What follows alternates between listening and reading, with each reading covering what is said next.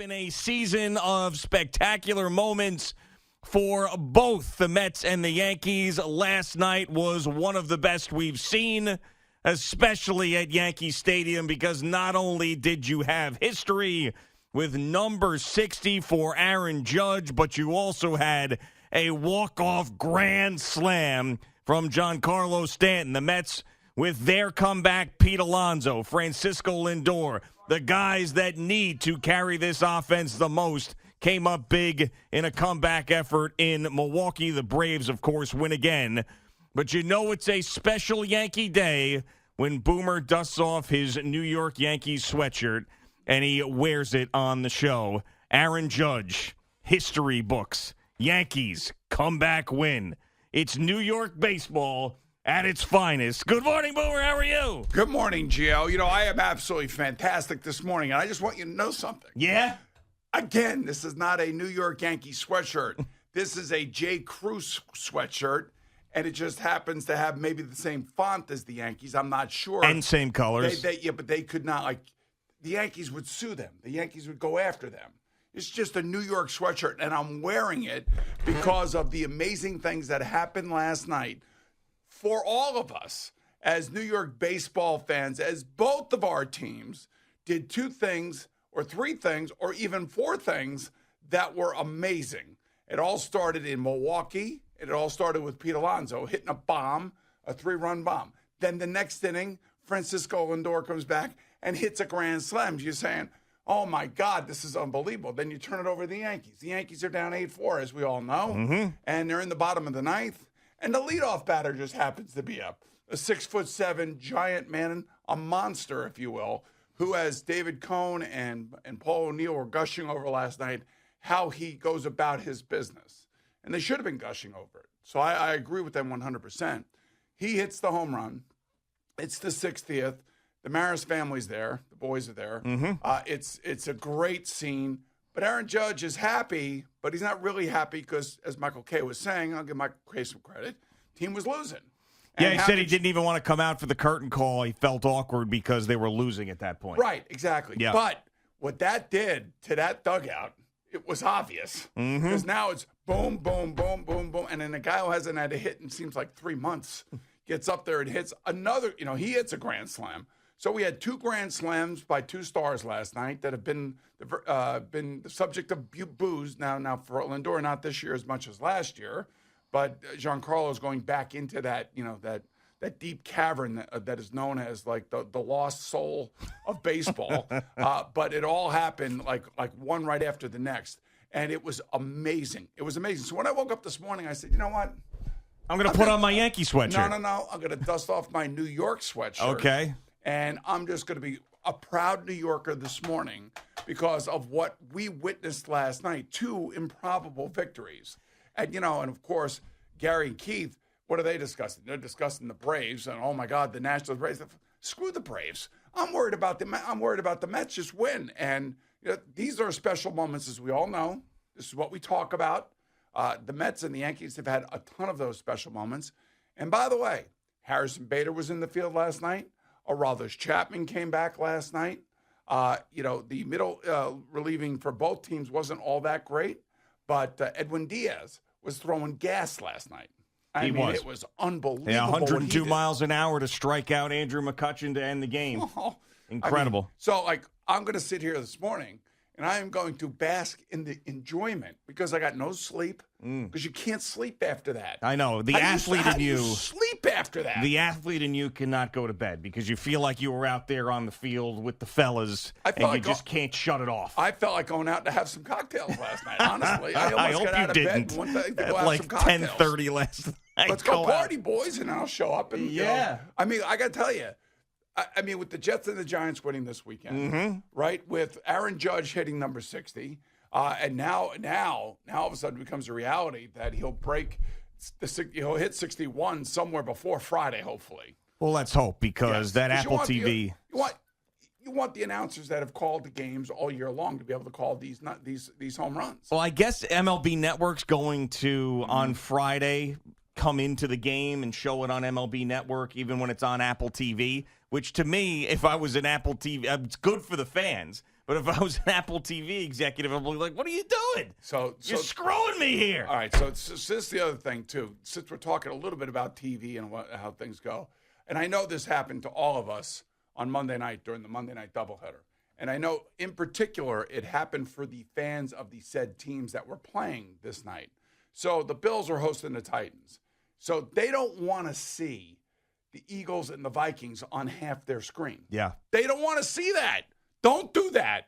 And I saw somebody on Twitter had a great idea that, ESPN2 has a platform. If you want to have split screens, so somebody out there who wants to watch two games at one time and that doesn't have two TVs, put it on ESPN2. Sure. Put that on ESPN2. And I thought that was a great idea. And then just let the fans, the Vikings and the Eagles watch the Vikings and the Eagles. That's right. They don't want to watch the Bills and the Titans at the same time, split screen. See, this is like where people decide to make decisions, and those decisions are asinine. And I don't know if this was ESPN on purpose. I do know that the NFL is pushing for more updates and all this other stuff. You need to take a breath.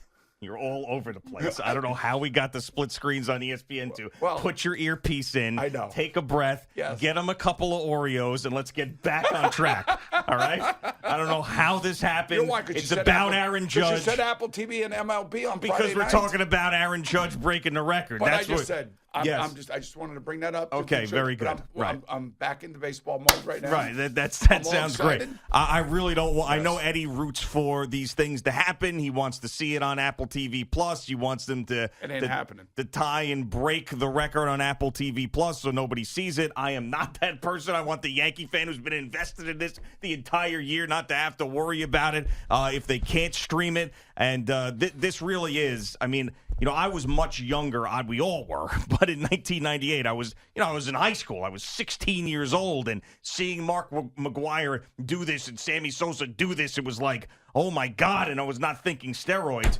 Here I am at 40, watching this season, and I still feel like I did, back when I was 16, in awe of this, saying, how in the hell is this guy doing this so consistently in a walk year for the Yankees with all the pressure that's on? I can't even imagine.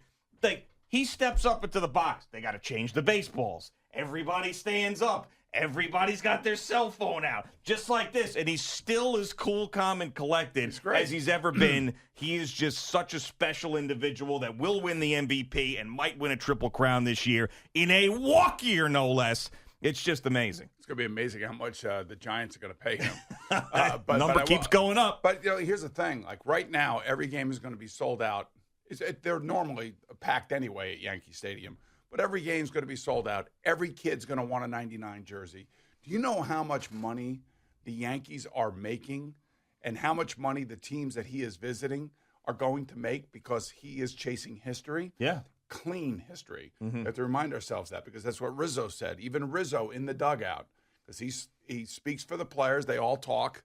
It's not like he's out there as the spokesperson, but I think when he says, look, we all know what's going on here, and we know it's clean. And the players know it.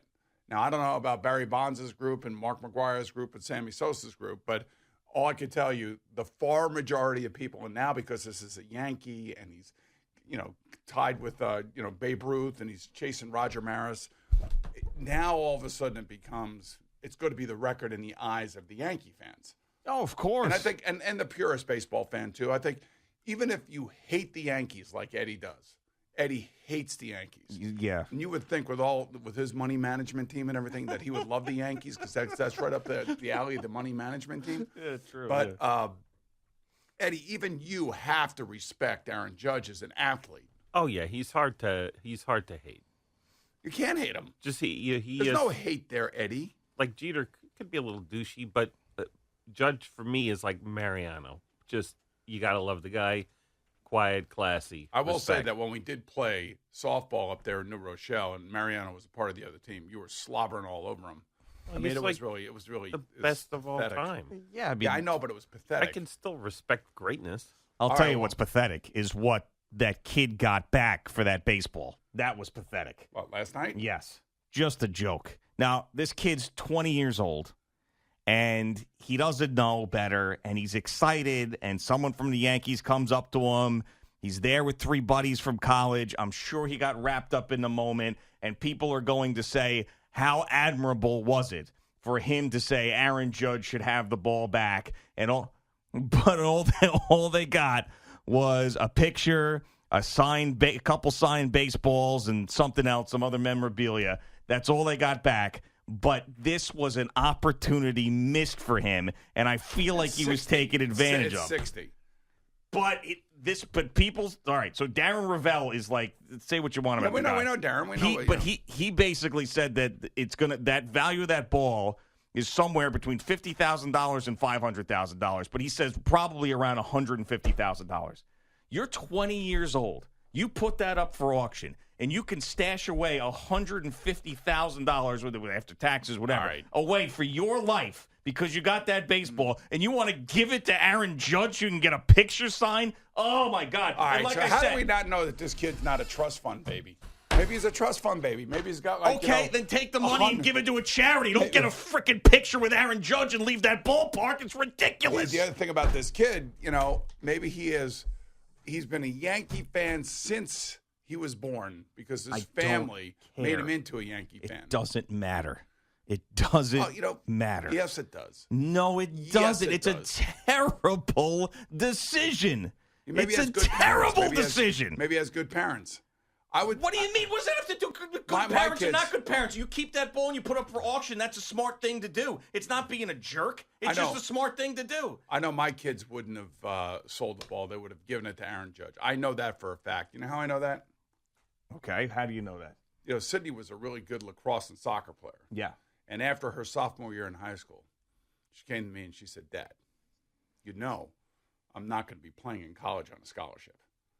I was like, really? What are we doing this for then? Yeah, all right. Take her out of the game. No, but the point being is that she ended up going to BC, and I ended up paying for it, which is fine. That's my responsibility. It's all good. And she played, and she won a national championship on the club lacrosse team, which was great too. Mm-hmm. And it was all about the experience. But the point being is that it's not about money for a lot of people. For some people it is. For other people it's not. I mean, you are just out of your mind with that statement. It's not about money for a lot of people. This kid is going to look back at one point when he's got a couple of kids and he's got the bills out his ass, and he's going to be going, man, I could have had $200,000 in my pocket, in my bank account for putting a baseball up for auction. Instead, I got this lousy autograph that's getting faded and dusty on my mantle. I mean, it's just silly. I'm sorry. It's silly. I don't know. Maybe the guy's like Eddie and he's a communist. Who knows? I don't think so. I think what happened was a communist with a financial group around you. I think what happened was he got overwhelmed in the moment. It's like, oh my goodness, I could beat Aaron Judge. He's a young kid. And I just feel like in that situation, you get taken advantage of. You know that there was Yankees brass behind the scenes after they got that ball back. They're like, we just got away with murder. Oh, my God. Hey, Al, can you believe this? Al, get that kid on this morning. He doesn't. But by the way, he was interviewed. He said like 5 words. He was asked 15 questions. He said 5 words. So if you find him and you get him on, his name's Michael Kessler. When you find him and you get him on, he was like, hey, how'd you get the ball? Oh, I caught it. He caught it or did he dive for it? I got it. I just was able to grab it. It looks like people were down he was on the bottom of the pile. Yeah, he said that he just grabbed it and then moved to the side. So I don't know what happened. But yeah, that was the scrum for Animals. it. Yeah. Well, and then you see the guy out in left field. You put a briefcase of $150,000 out there. That's what people are going to do too. The guy out in left field who caught Stanton's ball. Caught it. He actually caught 118 miles an hour. He had his glove and he caught it. That's great. It's amazing. Is that ball worth anything? No, probably not. No, probably not. Maybe $100 here or there. I got to tell you, man, come on. When you were coming into work today, weren't you like No, jacked? I was. No, I absolutely was, especially with listen, all due respect to the Judge and the Yankees, I was worried last night that they were going to have another situation with the Braves. They never lose, and the Mets were down. Mets don't lose either. They looked sleepy early on in the game, and that comeback was was absolutely awesome. So, yes, I mean, the Mets are 40 games above 500 right now, and we're still worried about the division. It drives me nuts. Well, don't worry. They're playing great, man. I know they are playing great. They're playing. And they're on a winning streak. Both teams have got their mojo back right now. Yeah, don't you think? Right at the right time, man. I mean, I know they split with the Brewers. Yankees did, but they're starting to get players back, and Bader had an immediate impact. He did. Brian Cashman is a genius. Boomer and Gio on the Fan and CBS Sports Network. He's just not getting a moron. started on this historic morning.